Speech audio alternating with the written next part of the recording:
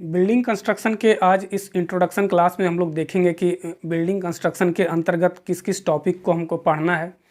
तो जनरली हम लोग बिल्डिंग कंस्ट्रक्शन के अंतर्गत हम लोग देखेंगे 5 टॉपिक के बारे में हम लोग पढ़ेंगे और उस 5 टॉपिक के अंतर क्या क्या हम लोग पढ़ेंगे अंदर में, ये एक एक करके हम लोग सीखेंगे। तो सबसे पहले हम लोग जो फर्स्ट यूनिट हम लोग को पढ़ना है बिल्डिंग कंस्ट्रक्शन में, वो है हमारा ओवरव्यू ऑफ बिल्डिंग कंपोनेंट्स।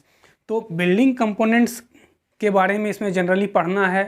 इसमें हम लोग को क्लासिफिकेशन ऑफ बिल्डिंग के बारे में पढ़ना है जो कि बिल्डिंग कोड में दिया गया है उसके अनुसार। साथ ही साथ हम लोग को पढ़ना है इसमें लोड बियरिंग स्ट्रक्चर के बारे में और फ्रेम स्ट्रक्चर के बारे में पढ़ना है।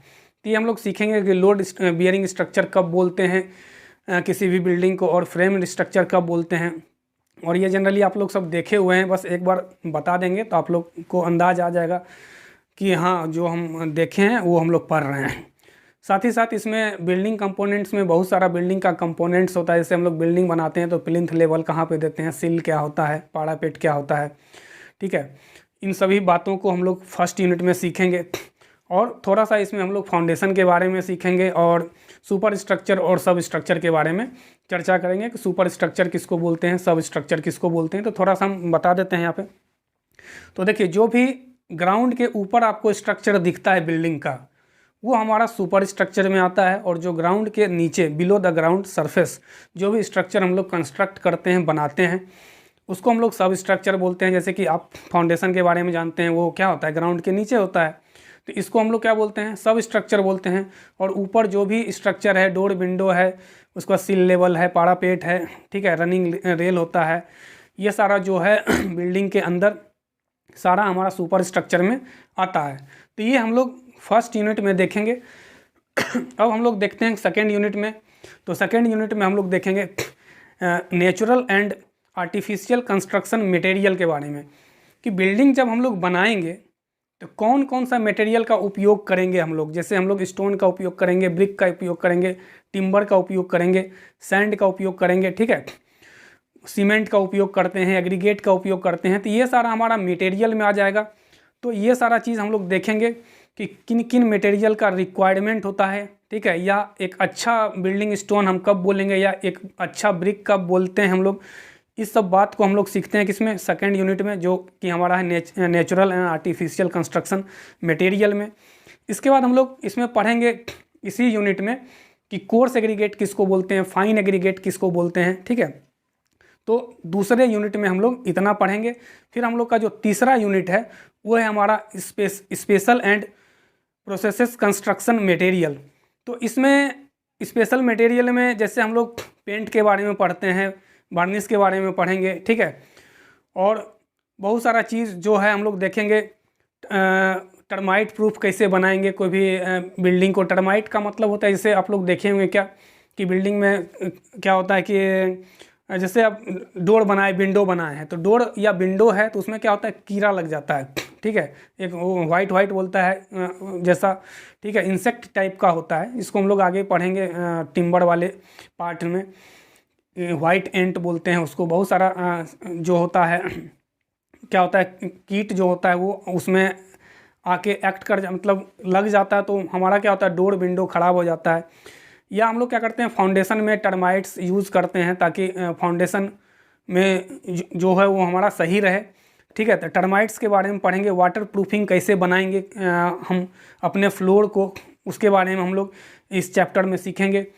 और चौथा यूनिट जो हम लोग का है वो है construction of super structure and सब स्ट्रक्चर। तो अभी समझाए थे कि सुपर स्ट्रक्चर कब बोलते हैं, सब स्ट्रक्चर कब बोलेंगे, ठीक है। तो सुपर स्ट्रक्चर जनरली अभी बताया कि सुपर क्या होता है, ग्राउंड के ऊपर वाले स्ट्रक्चर को सुपर स्ट्रक्चर बोलते हैं और ग्राउंड के जो नीचे होगा उसको सब स्ट्रक्चर बोलते हैं। तो कोई भी बिल्डिंग हम लोग जब बनाते हैं तो ऐसे ही नहीं बना देते हैं। बिल्डिंग बनाने के लिए सबसे पहले हम लोग क्या करते हैं, लेआउट करते हैं।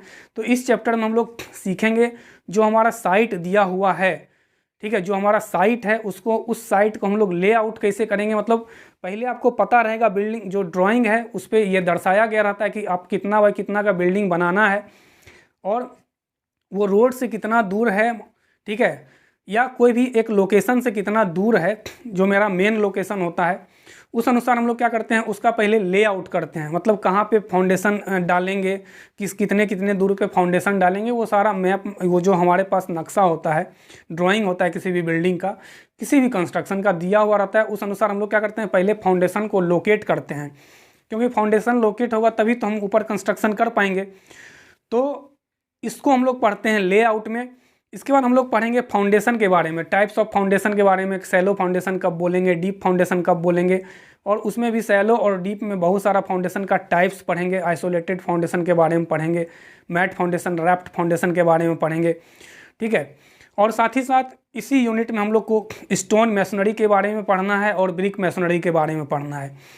स्टोन मैसनरी किसको बोलते हैं, जैसे हम किसी भी घर को अगर पत्थर से बनाते हैं तो वो स्टोन मैसनरी के अंतर्गत आता है, ईंट से बनाएंगे तो ब्रिक मैसनरी के अंतर्गत आएगा। तो जब हम लोग इसके बाद लास्ट में इस चैप्टर में हम लोग पढ़ेंगे, मतलब 4th ही चैप्टर में हम लोग लास्ट में पढ़ते हैं इसके फोल्डिंग के बारे में और शोरिंग के बारे में। तो इसके फोल्डिंग क्या होता है, आप लोग देखे होंगे कि जब कभी घर बनता है तो बाहर में एक बांस का टेम्पोररी स्ट्रक्चर बनाया जाता है जिस पे लोग खड़ा होके, जैसे हमारे हाइट से ज़्यादा हाइट हो गया वाल का, तो फिर अब इसके ऊपर अगर हमको वाल बनाना है तो क्या करते हैं, टेम्पोररी स्ट्रक्चर बनाते हैं बांस का, टेम्पोररी बांस का बांध देते हैं, वर्टिकल और हॉरिजॉन्टल मेंबर मिलके उस पर खड़ा होकर फिर क्या करते हैं, ईंट को जोड़ते हैं। तो इसको जनरली हम लोग बोलते हैं इसके फोल्डिंग। इसके बारे में हम लोग सीखेंगे, मतलब यूनिट 4 में।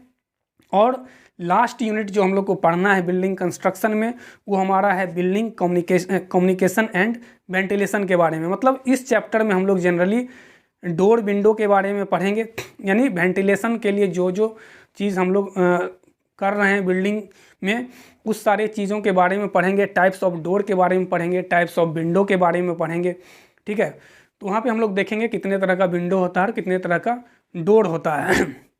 फिर हम लोग लास्ट में इसमें देखेंगे वॉल फिनिश के बारे में। तो वॉल फिनिश का मतलब हुआ क्या, जैसे हम लोग घर बना लेते हैं तो घर बनाने के बाद फिर क्या करते हैं, उस पर प्लास्टर चढ़ाते हैं, और प्लास्टर चढ़ाने के बाद आप लोग ये देखे होंगे कि उसमें फिर हम लोग क्या करते हैं कि पुट्टी लगाते हैं या पेंट करते हैं। तो पुट्टी चढ़ाएंगे, यानी उसी के बारे में हम लोग लास्ट वाले में पढ़ेंगे।